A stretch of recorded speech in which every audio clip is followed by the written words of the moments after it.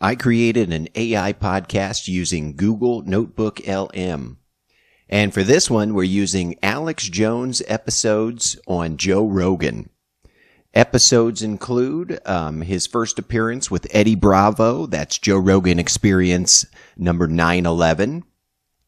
For the next one, we used his return to the Joe Rogan Experience, episode 1255. And the final one with Tim Dillon, and that is episode 1555. Now, this did prove a little bit tricky as Google Notebook LM has some restrictions, so I tried to upload an audio file of the podcast, but it gave me an error, so I come to find out each source can contain up to 500,000 words or 200 megabytes. So apparently some of these episodes have over 500,000 words. And you can imagine with a 4-hour Alex Jones podcast, a lot of words get spoken. So I ended up having to create text files, basically transcribe the audio for a couple of these. But one interesting thing to me is the bias that shows up in this podcast. You can definitely tell they are very much against Alex Jones and his claims. So it's interesting, Google Notebook LM, how they must have trained it with these biases to support, more mainstream views. Anyway, I hope you like it, and it is a nice little summary of a lot of what he talks about. Enjoy.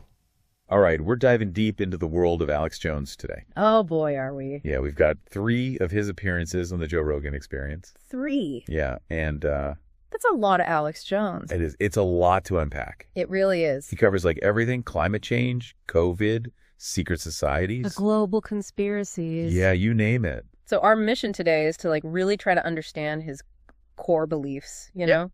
What is he actually saying? Yeah, and why does it connect with people? Why does it resonate with some and infuriate others? Exactly. And Yeah. we'll look at the evidence or sometimes the lack of evidence that he uses. Yeah, so not sure. One of his big things is this carbon conspiracy idea. Right. He basically says climate change, the scientific consensus, is all a lie. Yeah. It's a tool for global control. Yeah, a fabricated plot, as he puts it. Right. And he even says that higher CO2 levels are actually good for the planet. He does. He points to periods in Earth's history where CO2 is naturally much higher. Right. CO2 levels have fluctuated over time. But, right, that's the thing. He picks and chooses data points to fit his narrative. Okay.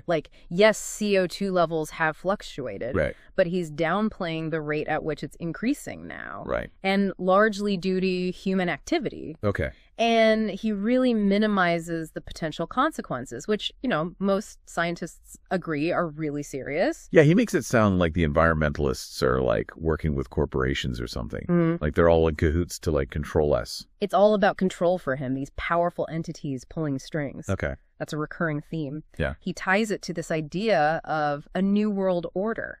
A new world order. What is that? Yeah, it's a complex idea with a long history, in conspiracy theories. Right. But basically, he thinks a group of powerful individuals Like who? orchestrating global events for their own goals, power, and control. And he says these people are like Bill Gates, George Soros. Often, yeah. He throws their names out a lot. Okay. And he ties this new world order to, pandemics. Yeah, he was talking about the pandemics.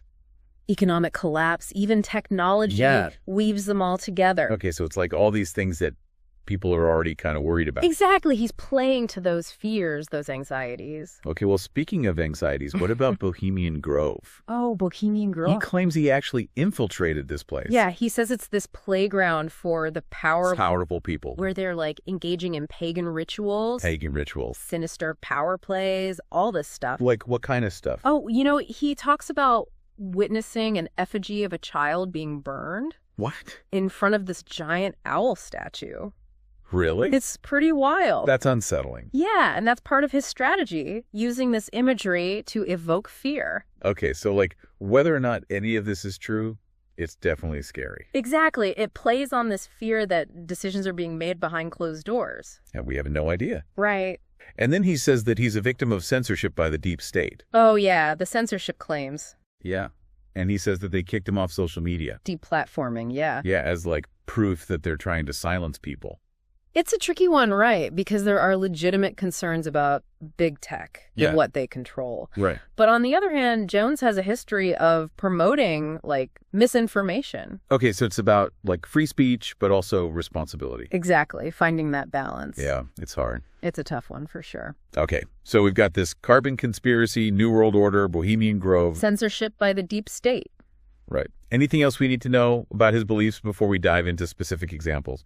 Well, he often brings up specific individuals that he sees as connected to all this, like Jared Kushner, for example. Okay, Jared Kushner. Yeah, he'll point to things like Kushner buying that building at 666 Park Avenue. Yeah, it's kind of creepy. Right. Yeah. The number 666, it's like he's highlighting the occult connections. Oh, I see. So he's using those details to make it seem more real. More visceral, like it's all around us. Yeah. Okay, so it sounds like he's good at creating this kind of mystery and intrigue. Oh, he's a master at it. So let's get into some of those specific examples. Okay, let's do it. He talks a lot about Antifa, right? Yeah. How does he fit them into all of this? Oh, he presents them as like this violent, organized force funded by these shadowy globalists, intent on dismantling Western civilization. Dismantling Western civilization? Yeah, and a threat to traditional values, social order, all that. Okay, so how does that connect to the deep state idea? Oh, he'll say they're like the foot soldiers of the deep state. The foot soldiers? Yeah, carrying out the agenda on the ground. Oh, interesting. And he'll even point to media outlets. Oh, yeah? Like the Young Turks, as an example. What, Young Turks? Yeah, he calls them hypocrites. Okay. For calling for his censorship while also being for free speech. So it's like he's accusing them of doing the same thing he's being accused of. Christic deflection. Okay, and he talked about the Armenian genocide. Mm-hmm. How does that fit in? Yeah, that's a disturbing example of how he uses historical tragedies to kind of demonize his opponents. And what was that about Jennifer Aniston and Kanye West? Oh, yeah, that was random, wasn't it? Yeah, how'd that fit into this? I think he was trying to show that these so-called elites, even in Hollywood, are part of this struggle against the deep state. So they're everywhere. They're everywhere.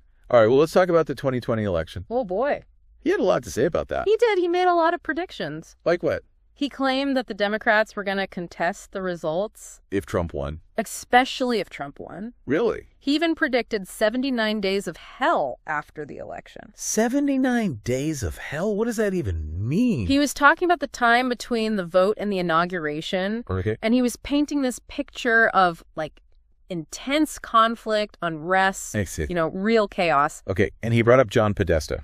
Oh, yeah, Podesta. Said he was involved in some kind of war game. Right, where they talked about contesting the election. Really? Maybe even calling on the UN to intervene. Wow. Yeah. He was using that as evidence for this planned coup, like a power grab. Wow.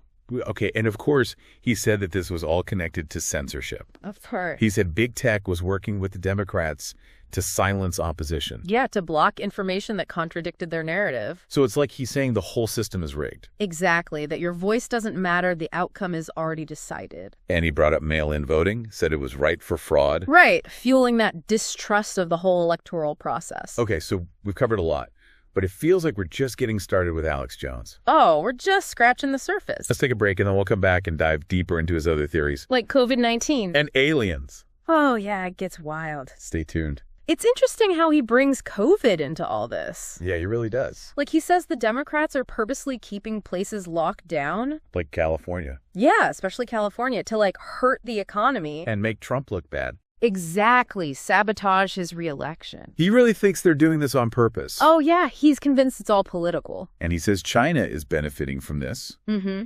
He even suggests they made the virus. Like engineered it. Yeah, or at least released it intentionally. Like a bioweapon. Yeah, it's a convenient scapegoat, People are scared. Exactly, and China becomes the enemy. And he says the Democrats have actually said they wanted depression?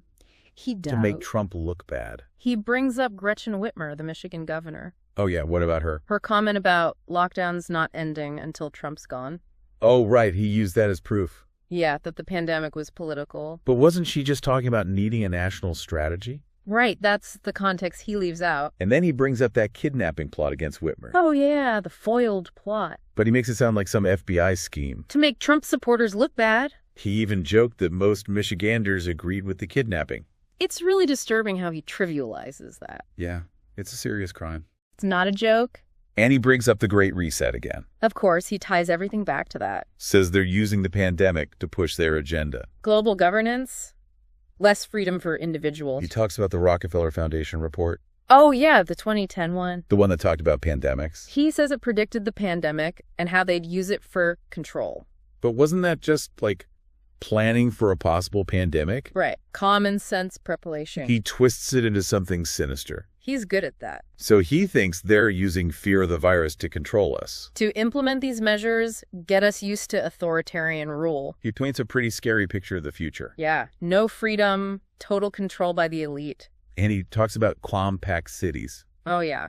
Densely populated urban centers. Where it's easier to control people. He plays on this fear of urbanization, loss of rural life. And he connects it to the pandemic, lockdowns being a way to get us used to being confined. Right. It's all part of the plan. Okay, let's talk about vaccines. Oh, boy. Here we go. He's got a lot to say about those. He does. He says they're dangerous. Part of a depopulation agenda. Mm-hmm. And Bill Gates is the mastermind. He really seems to hate Bill Gates. He does. It's almost an obsession. Why Bill Gates specifically? Well, Gates has been vocal about global health initiatives. Through his foundation? Right, including vaccinations. And Jones twists that to make him look evil.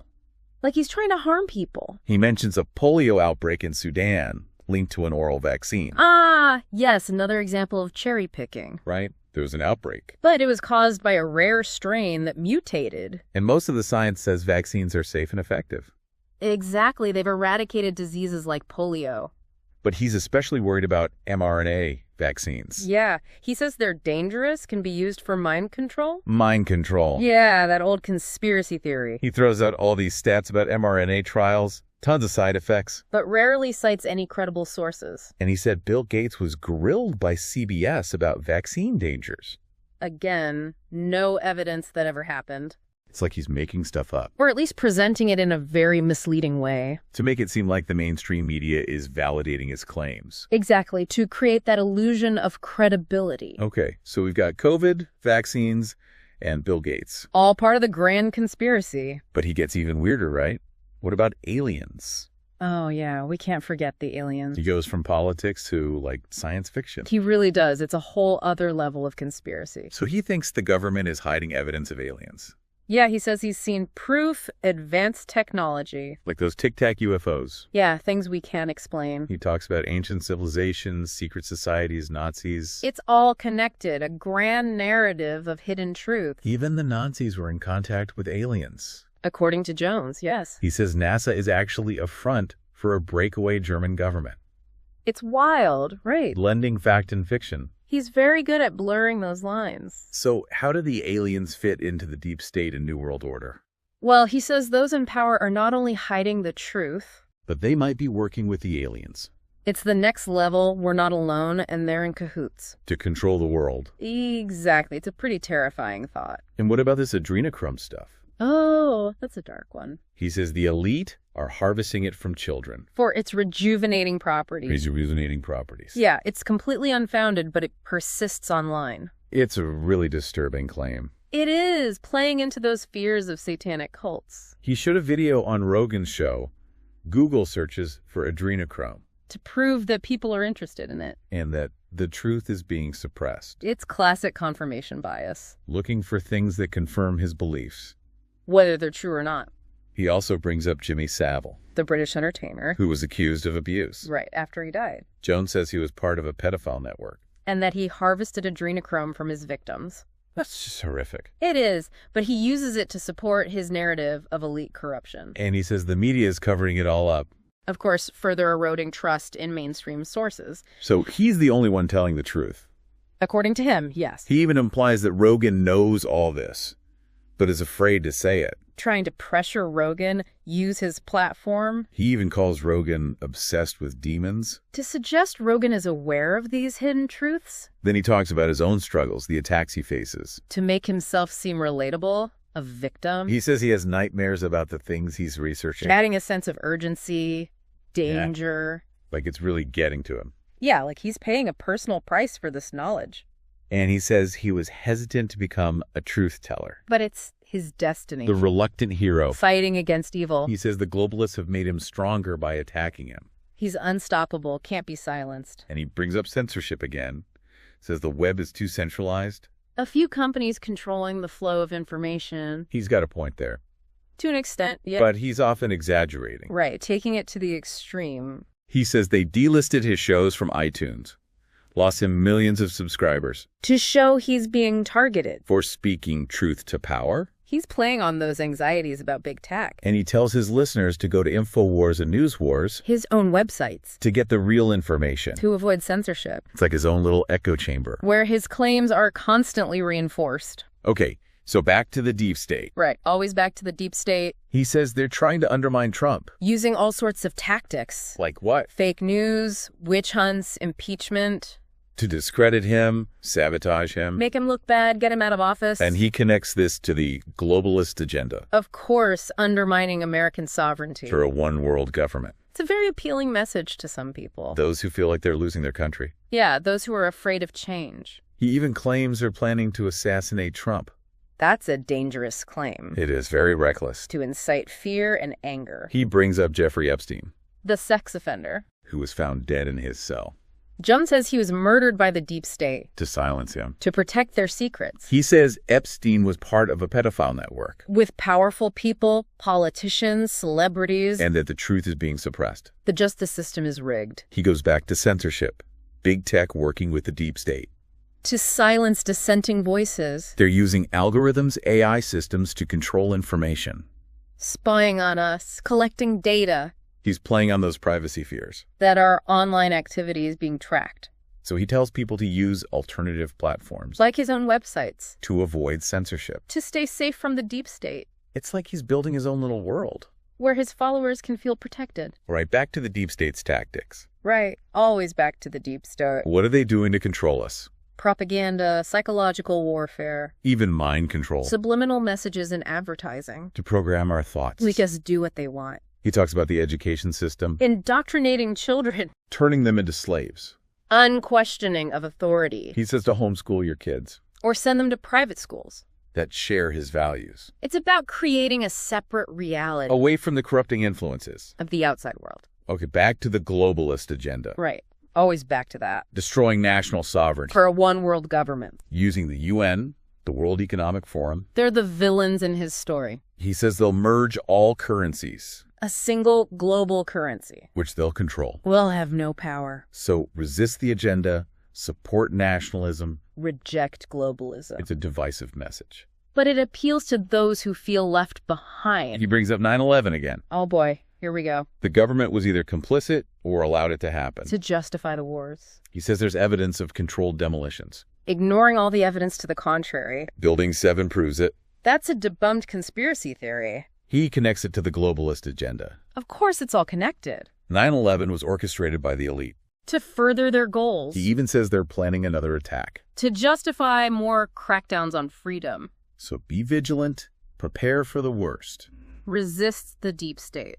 He's calling for a fight. A war against evil. Okay, back to vaccines. Oh, the vaccines. They're part of a depopulation agenda. Engineered by the deep state. To kill us all. He's really pushing this one hard. Full of toxins, cause autism. All debunked claims. Bill Gates is behind it. The evil mastermind. Don't get vaccinated. It's biological warfare. He's really scaring people. It's dangerous and irresponsible. And then the Great Reset. Right, tying it all together. They're using COVID to bring about a new world order. Totalitarianism, control. Lockdowns, masks, vaccine passports. Control our behavior. They're taking away our freedom. They're going to release a deadlier virus. To depopulate the world. Fear-mongering at its finest. Resist the agenda, don't comply. Fight back against the deep state. This is war. A war for humanity. The dangers of technology. Right, another favorite topic. They're using it to manipulate us. AI, social media, everything. Tracking our movements, reading our thoughts. Creating a virtual prison. Unplug from the matrix. Disconnect from technology. Technology is evil. A simpler life is the answer. Society is collapsing. A deep state is engineering it. Financial crisis, economic ruin. Stock market manipulation, inflation. Cashless society, total control. Stock up on supplies, prepare for the worst. Self-sufficiency is key. The system is rigged. The deep state's evil agenda. They're dehumanizing us. Destroying our souls. Transgenderism, homosexuality, it's all part of the plan. Satanic rituals, child sacrifice. This is getting really dark. Embrace Christianity. Fight back. Good versus evil. Choose a side. A dangerous message. Go to InfoWars News Wars. Get the real information. Don't trust the mainstream media. Trust Alex Jones. This is Alex Jones signing off. And there he goes, another wild ride. A world of conspiracy and fear. Where nothing is as it seems. There's so much more to unpack here. We'll pick this up after a quick word from our sponsors. It's really amazing how he presents all this stuff, though. He is a good storyteller. He is. Like you said, blends history, current events, pop culture. Yeah. It's all part of this big narrative he's building. Right. And he's really engaging. Like, I could listen to him for hours. He's entertaining, that's for sure. Yeah. Even if you don't agree with him. And he's good at, like, tapping into people's fears, right? Oh, absolutely. He gives them simple answers for complex problems. Yeah, the world feels chaotic. He's like, here's the explanation. Right, and here's who to blame. The deep state. The globalists. The elites. It's appealing to people who feel like they're being left behind. Yeah, or that the system is rigged. He's like this lone warrior, the only one telling the truth. Standing up to the powerful. Even if it means getting silenced. He becomes a symbol of resistance. But a lot of what he says is just not true. Right, or at least very misleading. He cherry-picks data, distorts facts, relies on anecdotes. He's not exactly rigorous with his evidence. And some of his ideas are really dangerous. Yeah, like the stuff about vaccines and COVID. So how do we make sense of that? Yeah. He connects with people, but he's also spreading misinformation. It's a tough one. It shows how important critical thinking is. Especially online. Yeah, we're bombarded with information all the time. It's hard to know what to believe. We need to be able to evaluate sources, consider different perspectives. And fact check. Absolutely. Don't just take things at face value. It's so easy to get stuck in those echo chambers. Where you only see what confirms your beliefs. You need to be willing to challenge your own assumptions. Seek out different viewpoints. Be open to being wrong. That's key. So I think that the big takeaway from this deep dive, right? Definitely being a critical consumer of information. Not just fact-checking. But understanding narratives, how they work. Like Alex Jones, he's created this powerful narrative. Even if it's not entirely based in reality. And it clearly resonates with a lot of people. He's tapped into something real, those anxieties about power and control. So what can we learn from all this, from exploring Alex Jones's world? We need to be informed citizens, engage critically with the information we're getting. And be wary of those who try to manipulate us. With fear and misinformation. Be discerning, be skeptical, but also be open-minded. Recognize the power of stories. But don't be fooled by them. Engage in respectful dialogue. Try to understand other perspectives. Realize that the world is complex. There are rarely easy answers. Always be learning, growing. I think that's a good place to wrap things up. It is. We've covered a lot today. Hopefully this deep dive gave you something to think about. If you want to learn more about Alex Jones, or any of the topics we discussed, we'll have resources in the show notes. Until next time, keep diving deep.